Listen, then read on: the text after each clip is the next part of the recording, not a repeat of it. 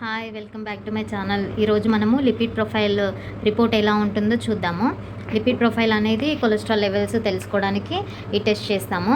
దీంట్లో main parameters ఏమేమి ఉంటాయో చూద్దాము.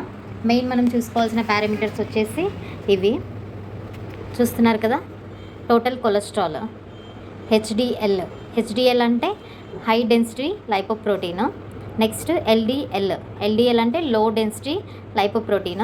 Next triglycerides. ఇవి మనము చూసుకోవాల్సినవి. దీంట్లో చూడండి, స్టార్టింగ్ రిపోర్ట్ ఇలా ఉంటుంది, చూస్తున్నారు కదా. ఇది NABL సింబల్. అండ్ మనకు వచ్చేసి patient name, gender, mobile number, referral doctor ఎవరైనా ఉన్నారా అని చూసుకోవడానికి.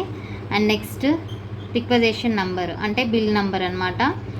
రిపోర్ట్ స్టేటస్ ఏంటి అంటే ఫైనల్ రిపోర్టా లేదంటే ప్రైమరీ రిపోర్టా అనేసి ఉంటుంది. అండ్ శాంపుల్ టైప్ ఏం తీసుకున్నారు, సీరము. ఇది ఒక పేషెంట్ రిపోర్ట్ని మనం ఎలా రీడ్ చేయాలో మీకు ఈరోజు చూపిస్తాను క్లియర్గా. పైన చూడండి heading, department of clinical biochemistry అంటే బయోకెమిస్ట్రీ డిపార్ట్మెంట్లో ఈ శాంపుల్ రన్ అయింది అని అర్థము. Lipid profile test. And headings చూడండి, పైన test name and test result, units వచ్చేసాయి. అండ్ రిఫరెన్స్ రేంజెస్ ఎలా అంటే ఎంత ఉండాలి ఎంత ఉండకూడదు అనేసి లాస్ట్లో రిఫరెన్స్ రేంజెస్ కూడా ఉన్నాయి. ఫస్ట్ వచ్చేసి టోటల్ కొలెస్ట్రాల్ 241.8 mg/dl ఉంది వీళ్ళకి రిజల్ట్, అంటే హై ఉంది అని అర్థం.